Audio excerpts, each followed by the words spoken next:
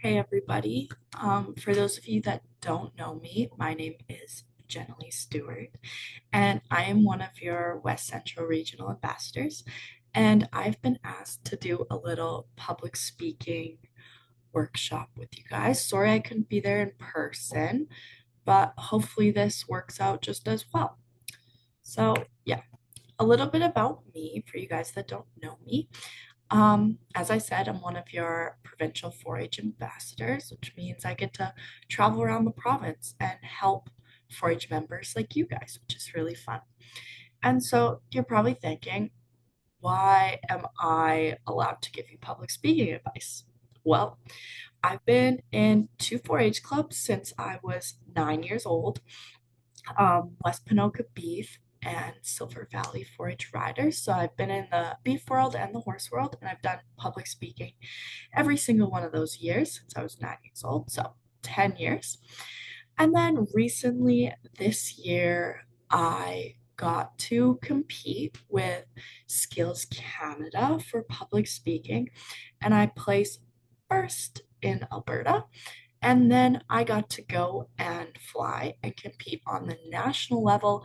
And I placed second for public speaking in all of Canada. So I'm pretty proud of that. And now I get to share my public speaking knowledge with other 4-H members. So that's pretty cool. It's a little bit about me. So, first off, why do we public speak? And I am very passionate about this. Public speaking is so important and it's something that you need to practice.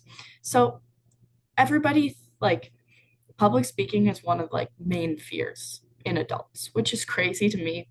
But because when you think about it, you public speak every single day of your life. I'm public speaking right now. This is technically an impromptu speech. I don't have any of this written down.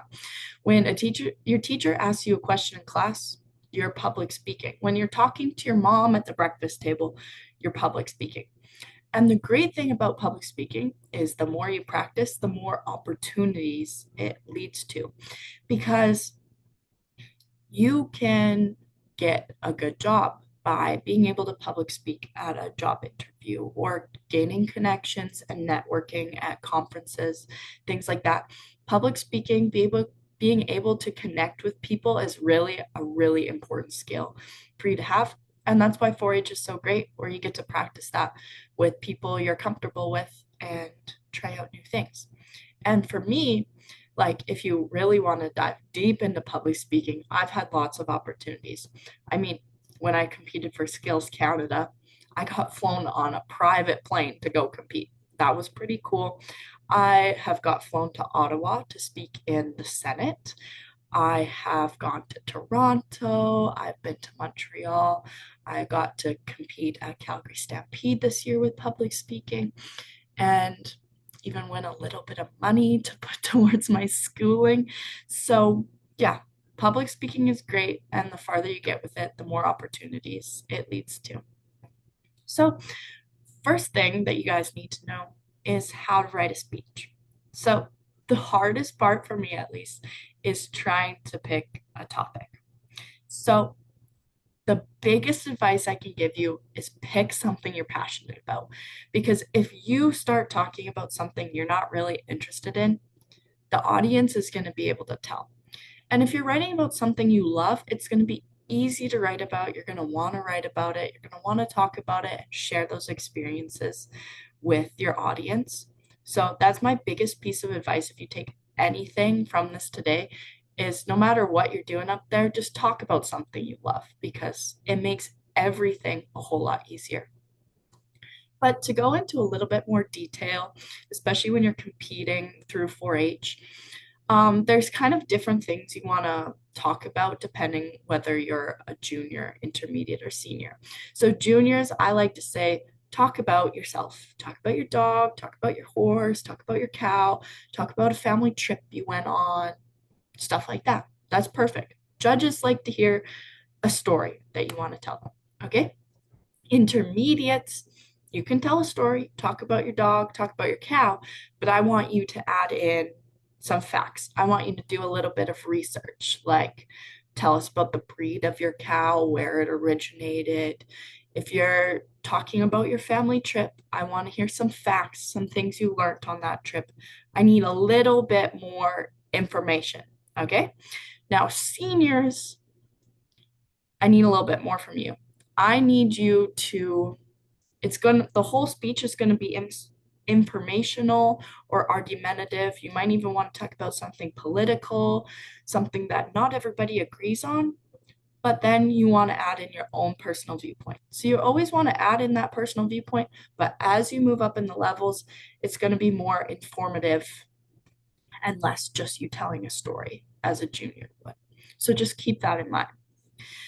Now, when you are collecting your information and starting writing your speech, remember to record any of your sources because you will have to write that down on a reference sheet when you go to do your public speaking competition.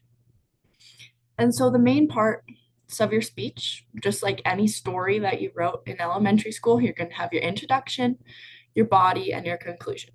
So the intro, that's where you're really going to hook that audience in and get them interested. Because if you just start droning on random facts, they're going to get really bored really fast. Maybe tell a funny joke about your topic or a funny story. Get them hooked on what you're going to be talking about so that they stay interested in your topic. Your body, that's going to be all your main contents and information, everything you want to talk about in your speech. And then your conclusion, you want to wrap it up, summarize everything you've talked about. And then, especially for seniors, I like to add in like almost a call to action. So if you're talking about like an issue that's important to you, you could say, and if you want to help out on this issue, do this, this, and this, or I encourage you to research this more at home, or something like that. Call the audience to do something with your topic or the issue that you were talking about. So after you have, after you've written your speech, then it's competition day. And so you want to write your speech to the requirements of competition day. Sorry. But so prepared speeches, juniors and intermediates, they're going to be 3 to 5 minutes long when you're competing. So when you're writing, keep that in mind and practice it and make sure that it is actually 3 to 5 minutes long, or you're going to get some marks docked off because of your time limit. For seniors, your speech is going to be 4 to 6 minutes long, so it's just a little bit longer.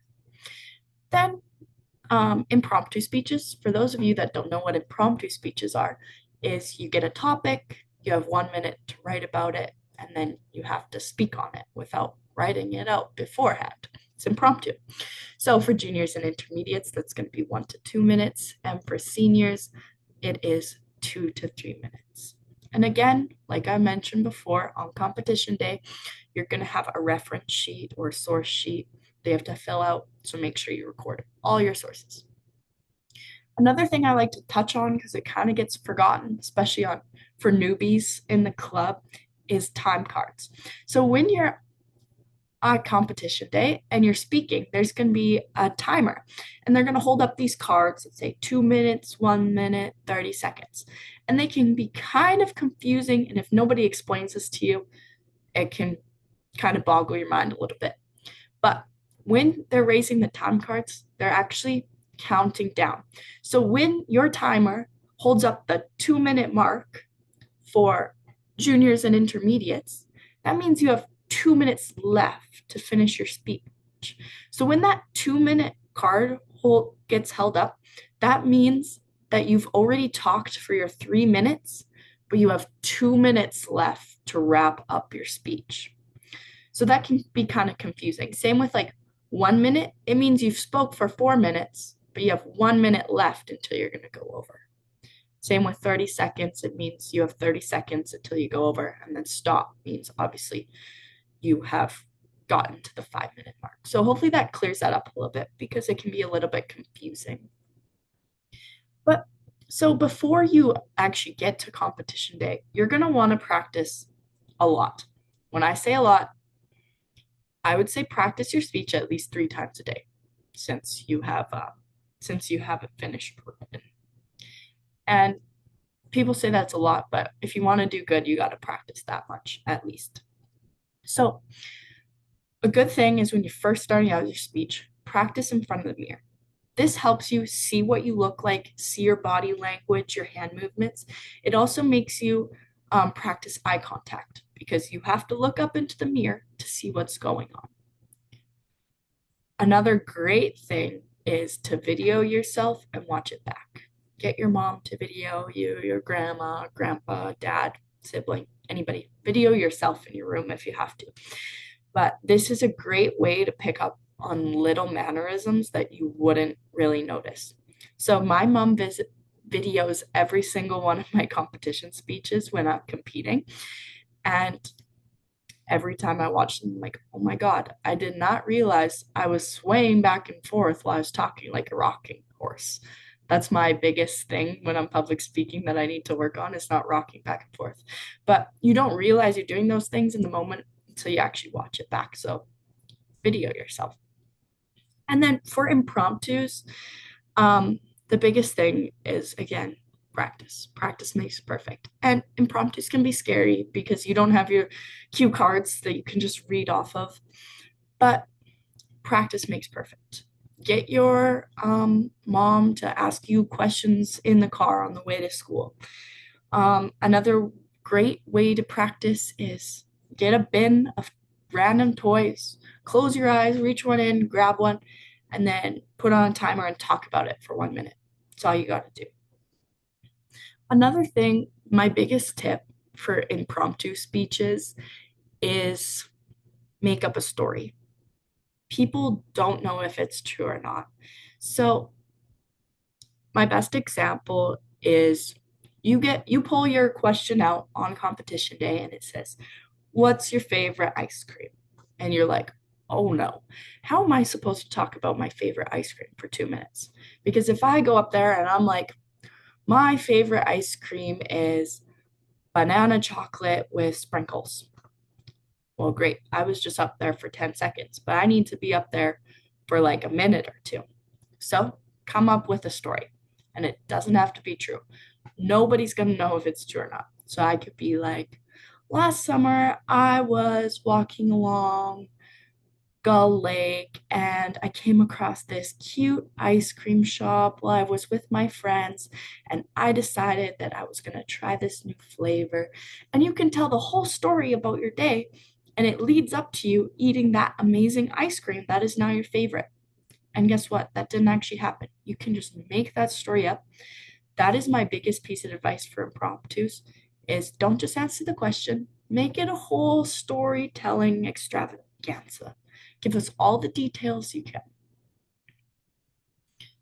So when it comes to actual competition day, you need to come prepared. So the first thing is dress to impress. This doesn't mean you need to be in your fanciest clothing you own. No. But you don't want to show up in a hoodie and sweatpants. That's just not very presentable in front of the judges. You want to impress them. So I like to say, as you go up in the levels, you're going to want to dress up even more. So, like club level, boys, it's okay if you wear nice, clean jeans and a button up shirt, right? Girls, I say you might want to ask your leader on this, but from my perspective, jeans and a nice blouse with your hair done, whatever, is okay at club level. After that, zones, districts, regionals, provincials, especially girls, you're going to want to be in dresses, preferably boys, a suit jacket, maybe even a tie as you go up in levels. But main thing is just be presentable and don't come in hoodies and sweatpants. Sorry, my cat is distracting me. Anyways, speaking of which, remove distractions. So take away anything that is going to distract the audience from what you're actually saying. Don't chew gum on stage. It's very distracting when somebody's up there while they're trying to talk. So don't chew gum. Girls, if you like to play with your hair while you're up there, put it up in a ponytail, put it in a bun, something like that. So you're not going to be playing with your hair. As well as like if you have any rings that you play with, dangly jewelry, anything that's going to distract the audience, take it off, leave it at home. And then make sure you're prepared. Bring everything you need. Um, for speeches, bring your cue cards. Another thing to go along with distractions. Judges hate it when you have the ring on your cue cards to keep them in order. I know it's easy for juniors and cleavers to keep them in order, but try to get out of the habit of putting a ring on your cue cards.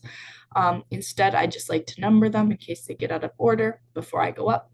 Check, make sure they're in order, and then just flip them behind each other because the ring can get really distracting.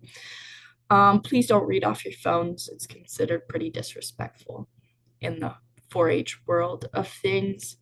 And then, yeah, remember to bring any source sheets or other things you need. I also love to bring a bottle of water and calm my nerves, drink some water, hydrate the mouth right before you go up.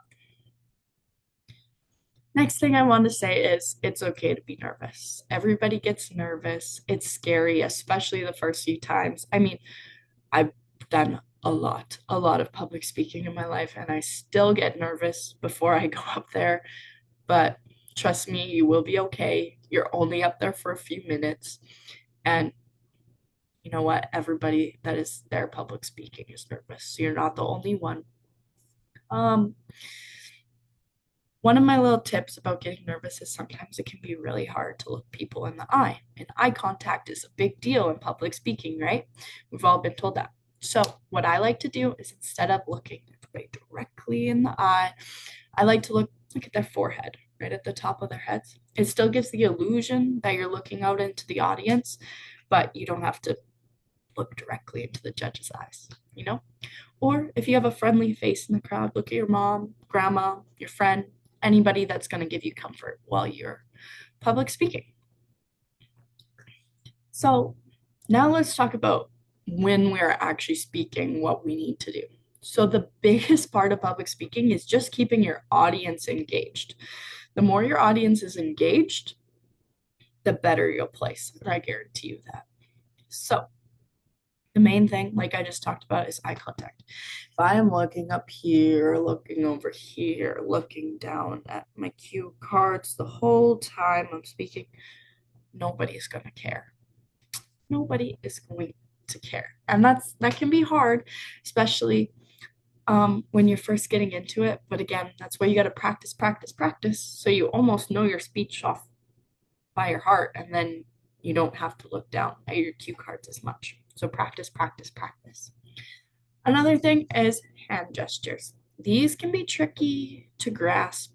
I usually say juniors, don't worry about hand gestures. Intermediates, especially seniors, you need to be using hand gestures. But there's an important thing. So maybe if I'm doing a list, I can be like number one, number two, number three. That's fine. But we don't need to be talking like this the whole entire time, and our hands are going all crazy, and it's like, oh my God, what's going on up there? So, a good like little hand gesture over here or a number, something like that, but try not to get too extravagant with your hands, but they can always be used to add a little pizzazz to your speech and keep people engaged. That's for sure. Now, emotion. This goes back to talking about something you're passionate about because it's really hard to fake emotion while you're up on stage. So pick something you already genuinely feel emotion about because then you can really emphasize that to the audience and make them feel the same emotions that you feel about the topic. That's the main goal of public speaking is to share your story, share how you feel about something. So make them feel what you're feeling. That takes a lot of practice. Now, one of the main things that I struggled with for a long time, and a lot of people do, is your speed and your pauses. Because it is really scary, I know, when you get up there and there's 60 people looking at you, and you just want to do your speech really, really fast so you can get it over with and go home and sit down and not have to be in front of all these scary people and blah, blah, blah, blah, blah, blah, blah. Guess what? The audience didn't understand the thing you just said. And that's sad because you have important things to tell them and your time is just as worthy as everybody else's. So take your time, take a deep breath. It's okay if after a sentence you need to go and then carry on. it's okay. Time moves a lot slower when you're up there talking than it does to the audience. So just slow down, take a breath. It's fine. Another thing for seniors, especially that you need to take in consideration, is you can use pauses in your speech um, to let something sink in with the audience. So, like if you say something important, take a pause purposefully and let it sink in with the audience. And that can be a really great way that it shows that you control the floor, control what you're talking about. And it shows a lot of confidence when you are speaking. So, if you can practice those pauses and perfect them, your speeches turn out perfect. Another thing is just have fun. Don't take it too seriously. It's not the end of the world if you stutter on a word. I mean, how many times have I stuttered and forgot what I was about to say during this video? Quite a few. And some people might consider me a bro. I'm just kidding. But yeah, so just have fun with it. Don't take yourself too seriously. It's not the end of the world. And guess what? People don't know what you were supposed to say, what was written on your cue card, what you're about to say. So if you mess up a sentence and say the wrong thing or stutter, they don't know that you did it wrong. So just fake it till you make it, move on, leave it in the past, and I bet you people won't even notice. So that's really all I had for you guys today. I just wanted to put this on here. Feel free to please reach out to me with any questions, concerns. I am more than happy to hop on a Zoom call or just chat about any questions, help write a speech, anything. It's kind of my job. So I'm here for all of you. If you have any sort of questions whatsoever, no matter how dumb you think they might be. So I put my email on here, westcentral.ambassadors@4halberta.com. So please feel free to email me with any questions, whether it be about public speaking or 4-H in general or anything. And then I also put on here, I run the 4-H Alberta Ambassadors Instagram page. You can also reach out to any ambassador through that Instagram and see what we're up to through there. So yeah, I hope you guys have a great public speaking season and I wish you all luck and confidence. And yes, please reach out to me with any questions or concerns and I will see you guys around.